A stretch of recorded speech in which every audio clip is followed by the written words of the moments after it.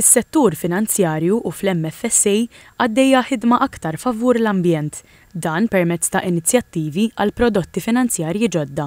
Fid-dawl ta' dan, l-Awtorità Maltija għas-Servizzi Finanzjarji qed tiżen il-vantaġġi u l-iżvantaġġi fir-rigward ta' green loans u green deposits u tagħti informazzjoni dwar il-greenwashing.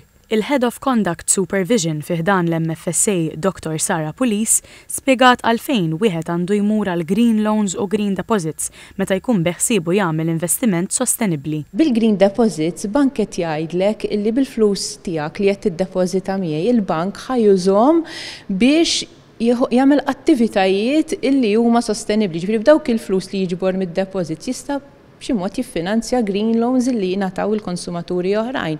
Jista' l-bank jużhom biex jagħmel inizjattivi sostenibbli min-naħa tiegħu bħala entità. Biss però hemm riskju illi ikun hemm dak li ngħidulu greenwashing, jiġifieri li prodotti jiġu immarketjati mibjuwajn bħala li jagħmlu ġid tal-ambjent mentri fil-fatt ma jkunux. Spjegat li l-banek huma obbligati li jżommu l-evidenza li l-klijent verament uża l-fondi mogħtija lilu għal prodotti li huma favur l-ambjent. Hija qalet li l-MFSA tikkollabora ħafna mal-industriji biex dawn ir-riski jiġu evitati u biex il-prodotti jinbiegħu kif suppost.